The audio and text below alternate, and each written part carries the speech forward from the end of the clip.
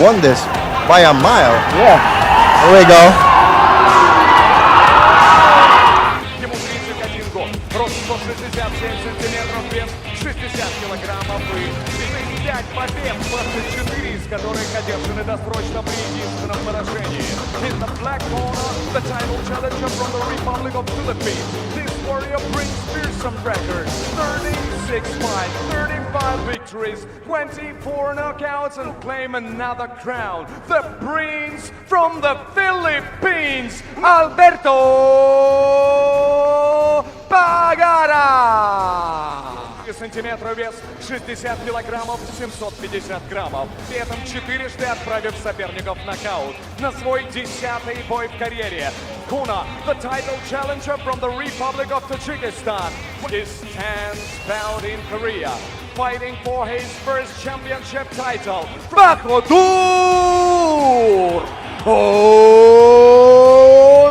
Osmanov! So the introduction's complete. There's the tail of the taper height and a touch of gloves between the two. So this off.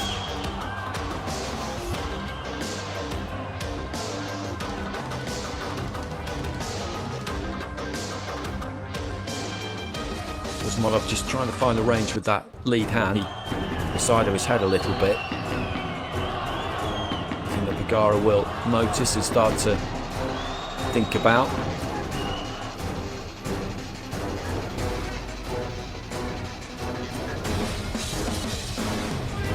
Right hand over the top there, Pagara couldn't quite land it.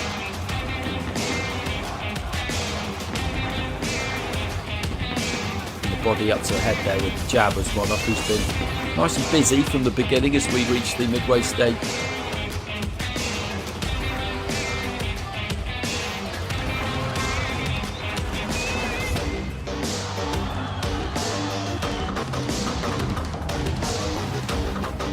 Smart bit of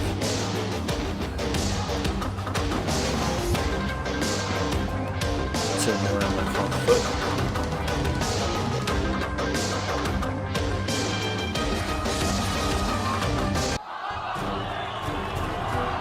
Nice quick combination there from Usmanov in this opening round, not looking to really give anything away.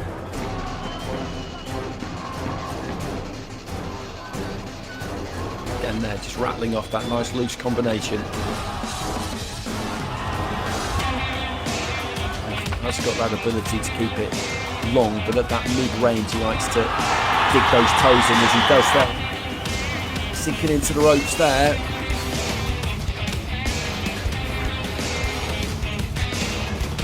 Oh, you do feel like that's something that could work for him.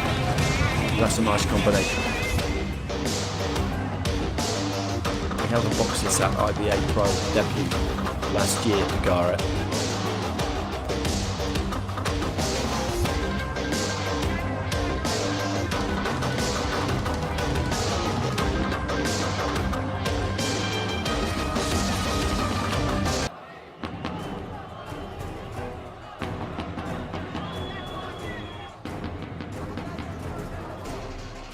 Finishes with that. Got a very solid look to him physically. Finding is if you feel like the second half of the fight might be yours, that's fine, but they're 5-0 up at halfway and they've still got just as much left as they did at the start of the fight. If you're the one who dictates the pace, then you're comfortable. Just trying to pin Pagara back on the ropes there as much.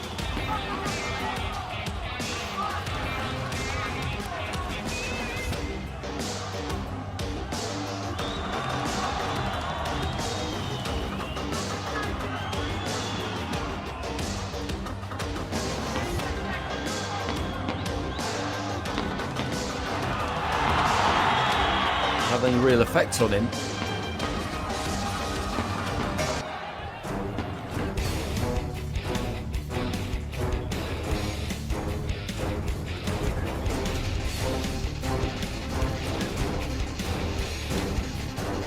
Start asking some questions here because, as I say, otherwise the fight just does snap. But Usmanov has got that kind of rhythm to him where they're down for 10 rounds comfortably, I'm sure. So Pagara has got to not allow him to do that. But I mean, he'll take a few.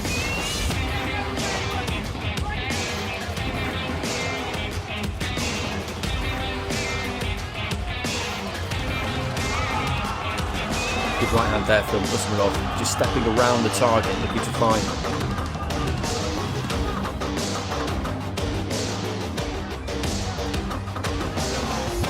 Well, if you can land that round about the ear, the side of the head. And again, he's looked for that a few times in this round. That can do some damage. Bugara trying to fire back off, looking to punch with a bit more spite.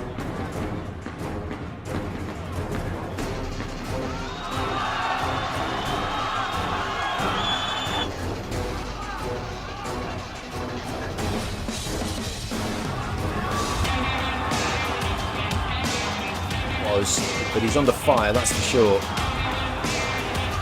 He's trying to hold on there, the Filipino, and just got shrugged off by Usmanov. The relation of punches really there that it's done for Bugara, and I wonder whether he might just be tempted to see. I think he's got to the count of 10, and he has won by knockout Bakuda Usman, and he did up it in that third round. He clicked through the gears a bit, started to just sit on his punches a bit, did.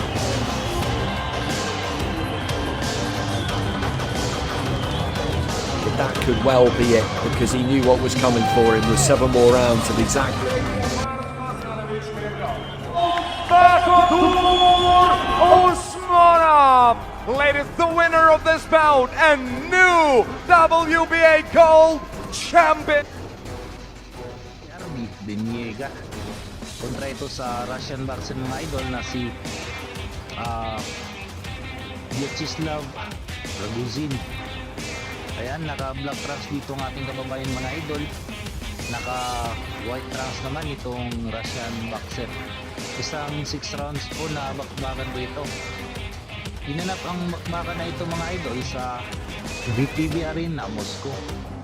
Ayan, bago po pala ang kanilang bakbakan mga idol, may bit-bit na kartada itong ating kababayan na si Arby Beniega na 12 na panalo, 3 ang talo, 8 pinapos sa knockouts. Yan, may alias rito na The Crusher. Isang southpaw po itong ating kababayan mga idol. May edad na 26, may height na 5'5" o 165 cm. Tubong General Santos City po itong si Arby Beniega. Samantalang ito pa lamang ang unang fight itong Russian boxer mga idol sa professional boxing. Nagdot pa lamang itong 20 anyos, may height na 5'5" o 165 cm.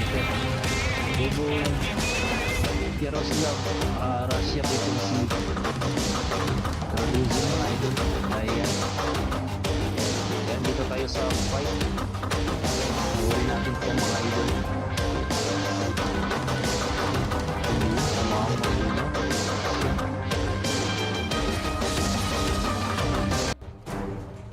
Debut pa lang po nitong mga idol, mga nitong Russian. Pero kung tingnan mo yung galawan nito, grabe na. Mamaw na. Alam naman po natin itong mga Russian mga idol na batak dito sa macho. Kaya kapag mag-una sila, ano na talaga, magaling na.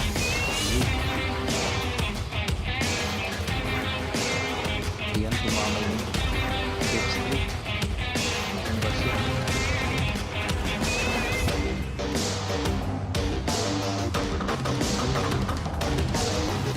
Pareho pong south po itong dalawang boxing hero mga idol.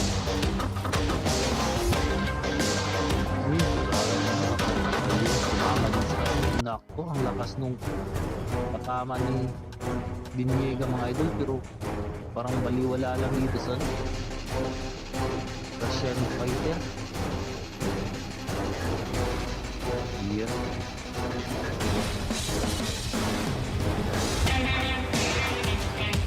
Dahil dito natin mabayan na si Arby Beniega mga idol dito sa Russia. Tapos hinanap ang laban dito.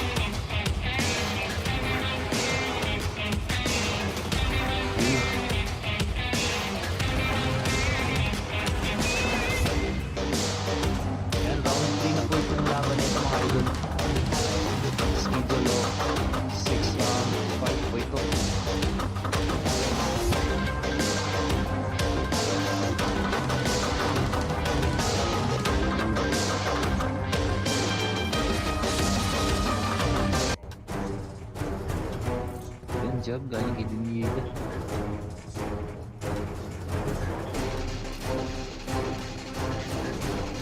Ayun, tumama yung Russian. Ayun, tumama din si Diniega ng mga idol. Ayun, grabe din ito na. Russian boxing mga idol. Russian fighter. Ayan, round 3. Dito tayo sa round 4 mga idol. Malaki na po ang bakbakan na ito. Sana makatama dito na tumido si Adi Diniega. Kasi nasa balwarte tayo ng kalaban.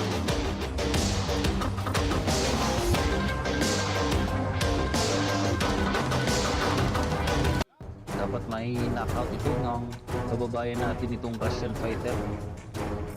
Kaso yun, grabe. Parang puro kung bumira itong ano mga idol.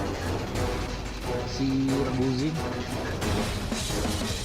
Ayun, uppercut galing kay Diniega. Pero grabe yung balik ng Ragozin mga idol. Yun, parang puro talaga. Walang pakialam. Suntok lang.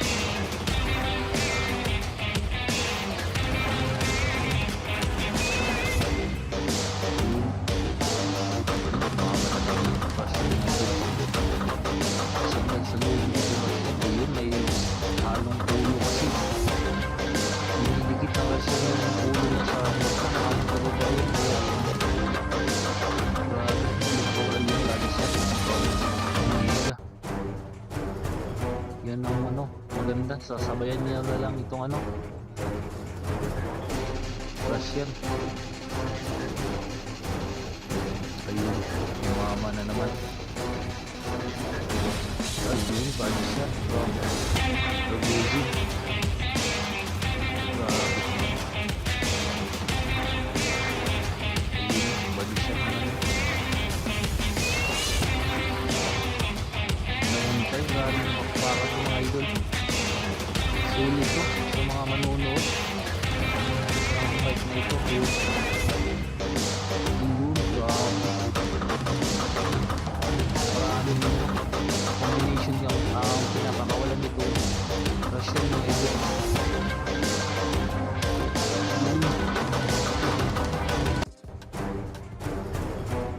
Ayun. And round 4 dito tayo sa round 6 mga idol. Bakbang Adi Diniega ng Pilipinas kontra ito sa Russian boxer na si Vyacheslav Ragozin. Ayun, tumama si Ragozin doon mga idol. Yan. Dinadala talaga ng Russian boxer ito ating kababayan mga idol sa lobby. Kaya hindi masyado makapalag yung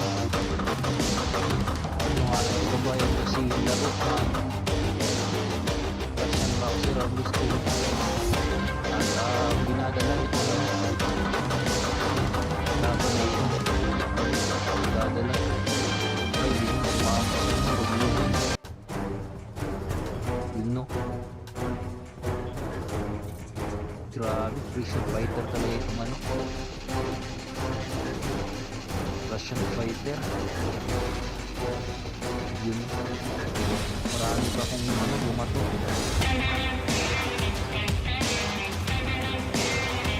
Yun, bad shot galing kay Ragozin.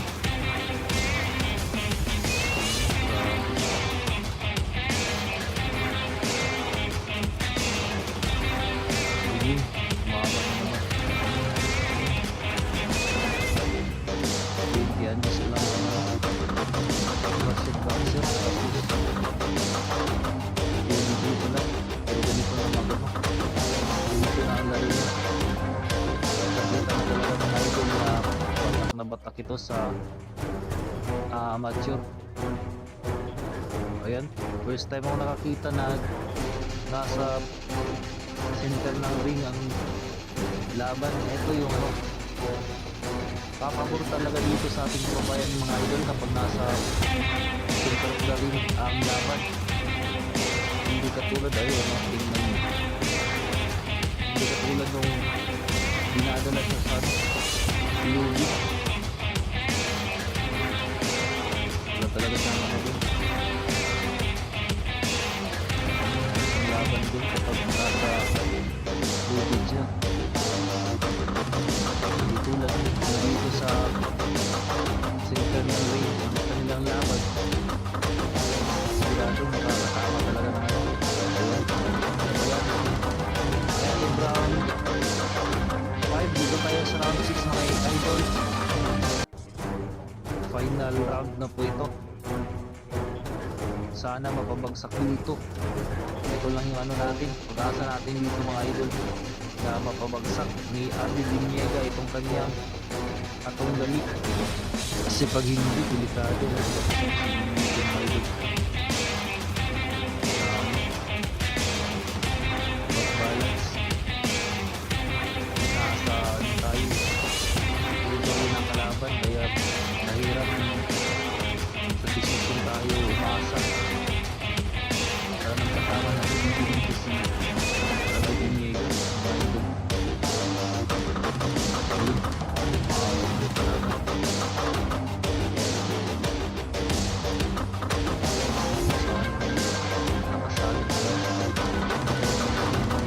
Lang hindi tumama. Grabe na bakbakan ng mga idol. Dito pa lang sa round 6 nakikita ko na ano na hindi dinadala na ano ng Russian boxer itong ating kababayan sa lubid. Yun. Yun na naman yung mga counter.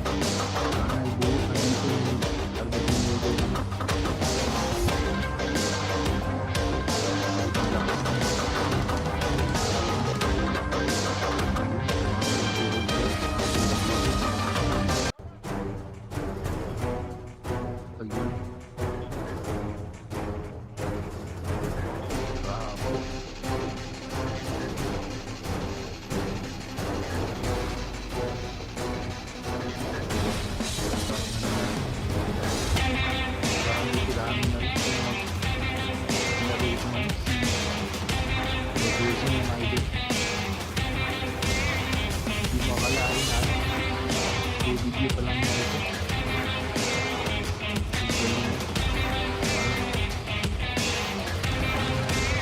Nawala na yung receive niya sa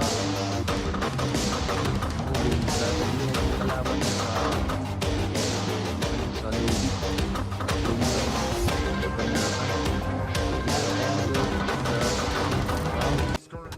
Yan, dito tayo sa position mga idol. Delikado tayo dito. Nasa baluarte lang tayo ng kalaban. Yan mahirap.